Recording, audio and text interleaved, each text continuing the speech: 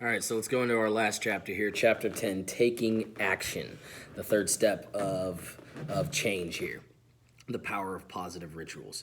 So, boom, it's all about rituals. He says that really, you've got to build rituals into your lives. You have to build rituals. Now, the rituals need to be person specific.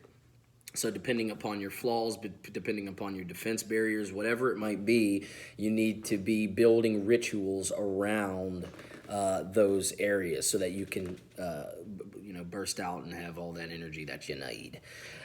So let's see. Power of positive rituals. It helps us ensure that we effectively manage energy in the service of whatever mission we are on.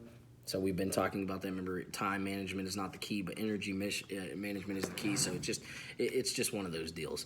The second one, I like this. I like this a lot. Pretty much, we have a limited amount of willpower. Science is showing this, that there's plenty of studies that have been done that show that we have a limited source of willpower in the day. I was just listening to some podcast somewhere where they were talking about even Mark Zuckerberg, Steve Jobs, different people wear the exact same clothes every day because they don't want to waste one of those willpower decisions on something as stupid as picking out your clothes. But ultimately, you only have a certain amount of decisions you can make in the day before it taps out and you go into your automatic nervous system and you're gone.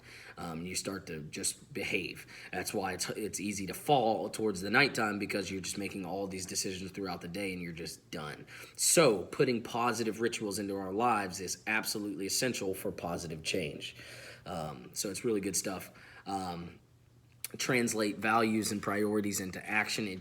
So when you're setting it up, it just has to be that. It's very obvious. There needs to be a PV, then the action needs to be taking that PV and saying, this needs to make this and turn this into action. The roles of rituals, they balance between energy expenditure and energy renewal. So a ritual should have built into it something that stretches, but also something that recovers. Something we've been talking about this whole time. And then it just needs to also, it also creates structure in your life. You have 5 different rituals in the morning, you have 2 in the afternoon, 3 at night. It's just, it builds this structure into your day so that days are beginning to look the same, but they're all pointing towards your mission and your vision.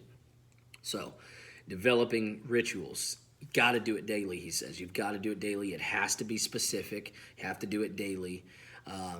Needs to be incremental in changes. In other words, you don't want to just bring on 30 different rituals at once, but you need to go one at a time and just build that in. And they also need to push you past your comfort zone. You got to push you past your comfort zone. The very last thing here is, he says, use accountability at the end of the day. That's our scoreboard. I don't know why I winked. But he says use accountability at the end of the day. It's just that simple. You got to hold yourself accountable. That goes back to facing the truth. You're taking action here, but you got to get back into that. Did I do it? If I didn't do it, I'm not bad for it. Just assess, why did I not do it, and let's figure it out. So we're very aware of that type of stuff. So this is the book.